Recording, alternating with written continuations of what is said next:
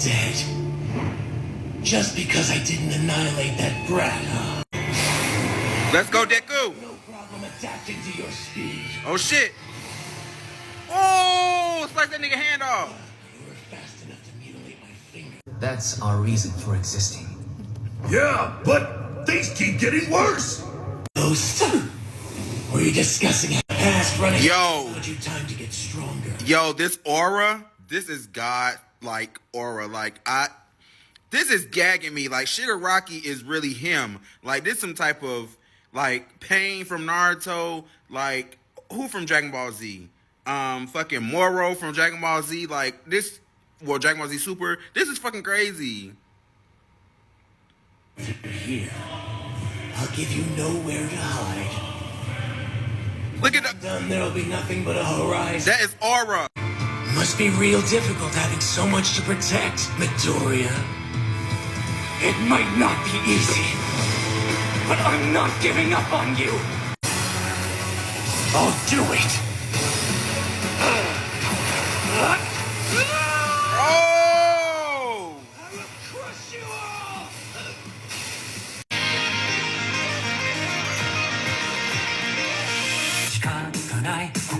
Okay, what's the chance that's getting a little bit of this?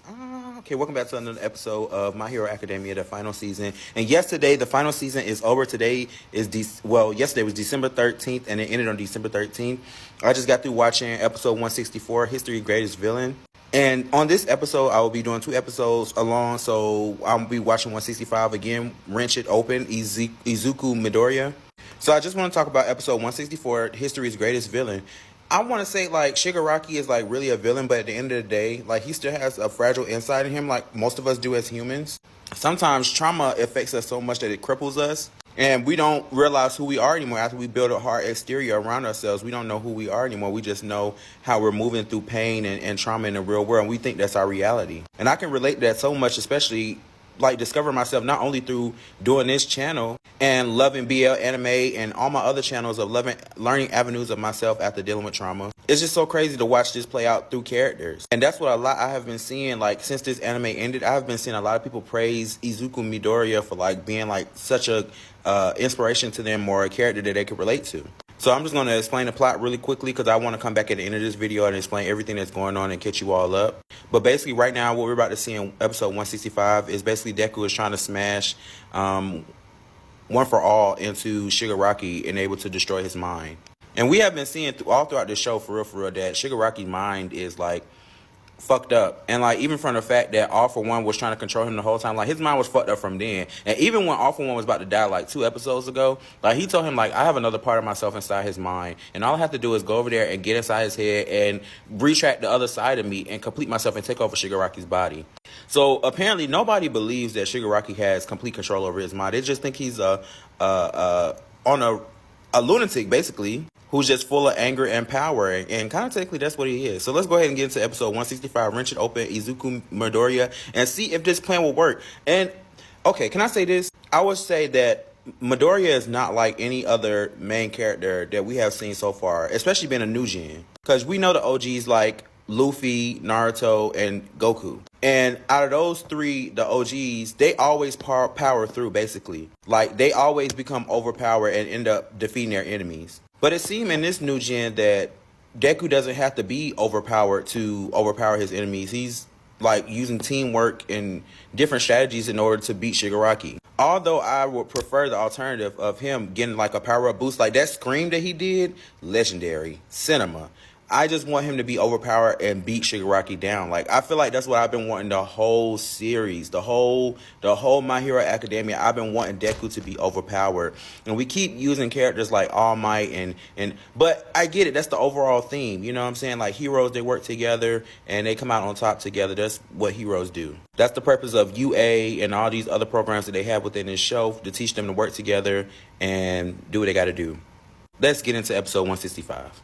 Also, I want to say that this form, new Izuku form, I don't know what to call it, but this form is sick. Normally when a character takes their shirt off, that's when you know they mean business, for real, for real. Like, look at this. He looks crazy. That's goated. Escape. But that's what it was reacting to? Wait. Shigaraki! Midoriya!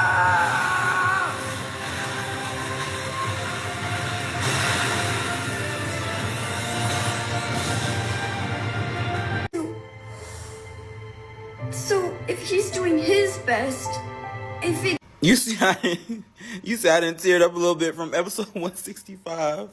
It's a bit much for real, y'all. Like, from Deku, like, figuring out this plan for him, like, running into Shigaraki's mind, finally, like, implanting, like, all the pieces of One for All inside of Shigaraki, trying to crack his mind, and seeing all the trauma that he went through, and finally understanding that his grandma is, like, one of the roots of it, and really is really his dad. And what we've seen is from when they originally told Shigaraki's backstory about his dad hating his mom because his mom was always, like, she was a hero, so she could never really be there for him. And they showed us in this episode, you know, that Shigaraki's dad was begging, you know, his mom not to leave and be a hero, you know, because she was fighting against All for One as well, and just generally being a hero. So now they're trying to really defeat, you know, Shigaraki, which I think he doesn't have a chance anymore at this point, because I think his mind is already gone. So I think the main part of the fight is kind of over. Now we're just getting into the backstory of everything that's going on and finally seeing how Deku is about to defeat Shigaraki. But one thing that they did not show is what they kind of showed at the end of this episode at 165 is that Shigaraki dad slapped him. Like, what was that? Because really,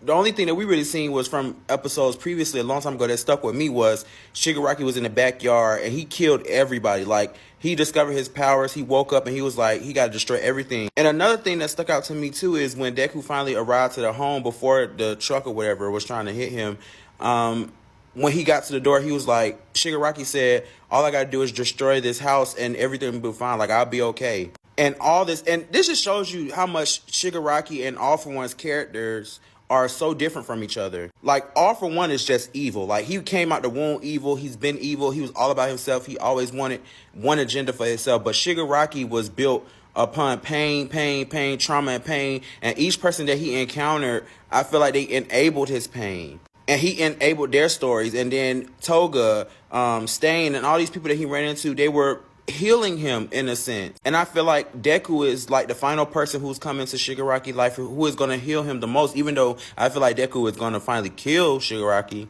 But just seeing the fragility, I think fragility is the word, but the fragileness in Shigaraki still, although he's been fighting and saying that this part of him is tucked away and it doesn't exist anymore, was lies. And it's just so crazy because it's so relatable. You know what I'm saying? I know it's so many people out here who has went through that not only their parents, but people, their jobs, their careers, and other people, they just naysayers that destroyed your dream and transferred you into a version that you don't even recognize to this day. And it's so hard to build that person or build that thing that you want it to be back up. So I can't wait to see next in episode 166 how Deku finally cracks the code and get into Shigaraki mind. And I want to see the final blow, because at this point we're just seeing Deku smash into Shigaraki, and I kind of want to see what the final smash is going to be called, what that's going to look like. Is he going to destroy all the hands, or is Shigaraki going to touch Deku or beat him up inside this realm? Are they going to share memories how they already were, like their memories were merging? Is Deku going to lose himself? Is Deku going to pass out before he gets the chance to end Shigaraki, even though I think that his spirit is unwavering? This show is really good. I feel like this season is like thorough, and we also know, like, since the series ended yesterday, December 13th, that this season overall received 9, which I think it broke records, right? Chef's Game, we'll come to the end of this video. I'm so excited to see you all in the next episode. Always remember, you can go to my YouTube channel and see gameplay and daily, weekly uploads of anime, okay? Make sure to leave a yellow heart in the comments, because over here we show love. Make sure to hit the like button. Make sure to hit the share button. Make sure to save this video. Make sure to share this video with your mom, your daddy, your uncle, your auntie, anybody who enjoys anime. And let's take Shamtastic Game to the world, because anime is mainstream, so we might as well share it with each other. We're all watching it. Let's have a discussion down in the comments. Let me know if you have faith in Deku from the beginning, or you a type of person who's like me, who actually like the villains and want to see a struggle with the hero. I will see you all in the next video. If nobody told you all year, all month, all week, all day, I love you. 2026 is almost here. Can't wait. See you in the next one.